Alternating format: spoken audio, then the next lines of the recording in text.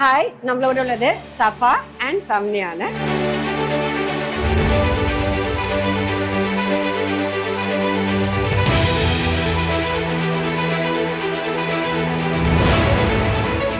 സഫ എവിടെയാ ജോയിൻ ചെയ്ത്? Kottayam medical college. Kottayam medical college. മോൾ എവിടെയാ ജോയിൻ ചെയ്ത്? തമിഴ്നാട് ജോയിൻ ചെയ്ത്. ഓക്കെ, ഞാനൊരു കാര്യം ചോദിക്കട്ടെ. സെക്കൻഡ് ടൈം ആണ് നമ്മള് റിപ്പീറ്റ് ചെയ്യുന്നത് അല്ലെ സൈലത്തില്? നോർമലി ഫസ്റ്റ് ടൈം സൈലത്തില് റിപ്പീറ്റ് ചെയ്യുന്ന പൊതുവേ ഉള്ള ട്രെൻഡാണ് ഞാൻ ചോദിക്കുന്നത്. ഫസ്റ്റ് ടൈം ഒരു ഇൻസ്റ്റിറ്റ്യൂഷനിൽ റിപ്പീറ്റ് ചെയ്ത് കഴിഞ്ഞാൽ സെക്കൻഡ് ടൈം അതേ ഇൻസ്റ്റിറ്റ്യൂഷനിലേക്ക് പോവാതെ വേറെ സ്ഥലത്ത് പോകുന്നതാണ് പൊതുവേ ഉള്ള ട്രെൻഡ്. പക്ഷെ മോൾ എന്തുകൊണ്ടാണ് വീണ്ടും സൈലം തന്നെ ഓപ്റ്റ് ചെയ്യാനുള്ള കാരണം? എനിക്ക് നീറ്റ് ഇത്ര ഈസി ആയി ക്രാക്ക് ചെയ്യാൻ വേറെ എന്താ കോച്ചിങ് സെന്റർ പറ്റും എന്ന് എനിക്ക് തോന്നിയില്ല. ഏറ്റവും നല്ല ഓപ്ഷൻ സൈലം തന്നെയായിരുന്നു അപ്പോഴും ഇപ്പോഴും. എന്തുകൊണ്ടാണ്? ഇപ്പൊ ക്ലാസിന്റെ ആംഗിളിലാണോ എക്സാമിന്റെ ഏതൊക്കെ ആംഗിളിലാണോ നമുക്ക് ഏറ്റവും ബെനിഫിറ്റ് ആയിട്ട് തോന്നിയത്? എനിക്ക് ഏറ്റവും യൂസ്ഫുൾ ആയിട്ട് തോന്നിയ ഹൈബ്രിഡ് സിസ്റ്റം, പിന്നെ DPP ഒരുപാട് ഹെൽപ്പ് ചെയ്തിട്ടുണ്ട്. ഓരോ സബ്ജക്റ്റിലെ ഫാക്കൽറ്റീസും എത്രമാത്രം ഹെൽപ്പ് ചെയ്തെന്നൊന്ന് പറയാം. എനിക്ക് എന്നെ ഏറ്റവും കൂടുതൽ ഹെൽപ്പ് ചെയ്തത് ജിഷ്ണു സാറാ. എല്ലാ കാര്യത്തിലും അക്കാഡമിക് ആയാലും നോൺ അക്കാഡമിക് ആയാലും എന്നെ ഒരുപാട് എന്റെ മെന്റൽ സപ്പോർട്ട് എന്ന് പറയുന്നത് ജിഷ്ണു സാറായിരുന്നു. പിന്നെ എല്ലാ ഫാക്കൽറ്റീസും ബോട്ടണി ആയാലും കെമിസ്ട്രി ആയാലും എല്ലാം ഒരുപാട് ഹെൽപ്പ് ചെയ്തിട്ടുണ്ടായിരുന്നു. ദാറ്റ് മീൻസ് ഏറ്റവും കൂടുതൽ ഡിഫിക്കൽട്ട് ആയിട്ട് തോന്നിയ സബ്ജക്ട് ഏതാ? എനിക്കിങ്ങനെ സബ്ജക്ട് അല്ല, ചില ചാപ്റ്റേഴ്സ് ആയിരുന്നു. അപ്പൊ ചാപ്റ്റർ വൈസ് ആകുമ്പോൾ ഏറ്റവും കൂടുതൽ അത് ഓവർകം ചെയ്യാൻ എങ്ങനെയാണ് ഹെൽപ്പ് ചെയ്തത് ഫാക്കൽറ്റീസ്? ഇനോർഗാനിക് എന്നെ ഏറ്റവും കൂടുതൽ ഹെൽപ്പ് ചെയ്തത് പ്രദോഷ് സാർ ആയിരുന്നു. സാർ ഒരുപാട് ഹെൽപ്പ് ചെയ്തു. ഫിസിക്കൽ കെമിസ്ട്രി ആയാലും പ്രദോഷ് സാർ ഒരുപാട് ഹെൽപ്പ് ചെയ്തു. ഒബ്ജക്റ്റീവ്സ് ഒക്കെ ഒത്തിരി ചെയ്യുമായിരുന്നു. സംന, വെൽക്കം. എനിക്ക് ചോദിക്കാനുള്ള കുറച്ച് കാര്യങ്ങളുണ്ട്. അതായത് സ്റ്റാർട്ടിങ് ഫ്രം ഡേ 1 നമ്മളെ ക്യാമ്പസിലേക്ക് എത്തി. ഡേ 1 കോട്ടയം ക്യാമ്പസിലാണ് പഠിച്ചത് അല്ലടാ? അപ്പം കോട്ടയം ക്യാമ്പസിലെ ഡേ 1 മുതൽ ഈ ഡ്രീം അച്ചീവ് ചെയ്യാനുള്ള ജേർണിയിൽ എന്തൊക്കെ എക്സ്പീരിയൻസ് ആണ് ഉണ്ടായിരുന്നത്?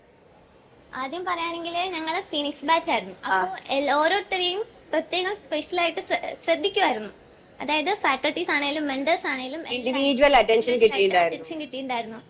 എല്ലാരെ പറ്റിയും പേഴ്സണലായിട്ടും അവരുടെ എല്ലാ പ്രശ്നങ്ങളും മെന്റേഴ്സിന് അറിയായിരുന്നു. അതുപോലെ ഫാക്കൽറ്റീസിന് ഇപ്പൊ പറഞ്ഞ പോലെ ജിഷ്ണു സാർ ഞങ്ങൾ ഒരുപാട് ഹെൽപ്പ് ചെയ്യും. നമ്മുടെ ആ ബാച്ചിലുള്ള എല്ലാവരും ഒരുപാട് ഹെൽപ്പ് ചെയ്യുന്നുണ്ട്. സ്ട്രെസ് ഫ്രീ ആയിട്ടുള്ള ഒരു ക്യാമ്പസ് ആണെന്നുള്ളത് തെളിവാണ് അല്ലെ? പറയുമ്പോ തന്നെ നമുക്കറിയാം ഒരു സന്തോഷം എത്രമാത്രം ഹെൽപ്പ് ചെയ്തിട്ടുണ്ടായിരുന്നു.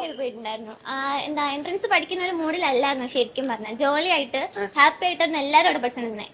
ഓക്കെ, ഇനി സ്റ്റഡി മെത്തേഡിനെ കുറിച്ച് ഒന്ന് ചോദിക്കട്ടെ. എത്ര മണിക്കൂറും ഏതൊക്കെ രീതിയിലാണ് മോള് പഠിച്ചിരുന്നത്? തിയറി ആണോ ഏറ്റവും കൂടുതൽ ഫോക്കസ് ചെയ്ത്, അല്ലെങ്കിൽ തിയറി ബേസ്ഡിലുള്ള ഏറ്റവും കൂടുതൽ ഒബ്ജക്റ്റീവ്സ് ആണോ പ്രാക്ടീസ് ചെയ്തിരുന്നത്?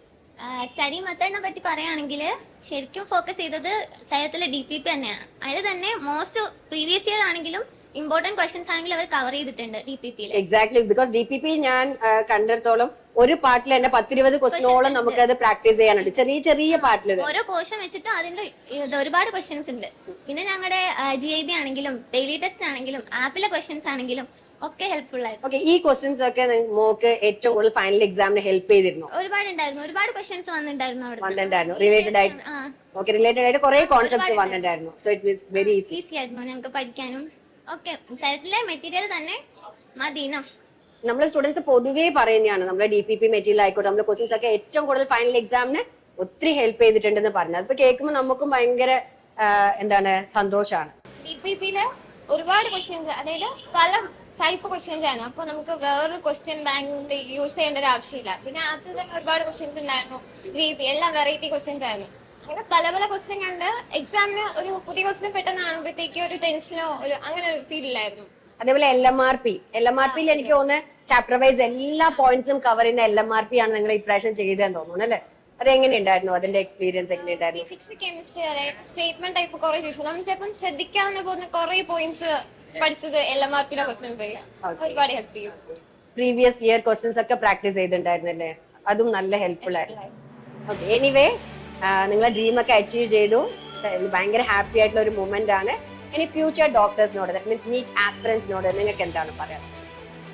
പ്രിപ്പയർ ചെയ്യുമ്പോൾ ടെൻഷൻ അടിക്കാണ്ട് ഈസി ആയിട്ട് പ്രിപ്പയർ ചെയ്യാം. ഇത് കഴിഞ്ഞിട്ടുള്ള ലൈഫ് വേറെ ലൈഫാ. അപ്പൊ അത് ഡ്രീം ചെയ്ത് പഠിക്കുക. പിന്നെ ഒരുപാട് സപ്പോർട്ടും ഹെൽപ്പും സൈലം പ്രൊവൈഡ് ചെയ്യുന്നുണ്ട്. അത് യൂസ് ചെയ്യുക. പിന്നെ ഓൾ ദ ബെസ്റ്റ്. എല്ലാവരും നന്നായിട്ട് പ്രിപ്പയർ ചെയ്യുക. All the very best for your future.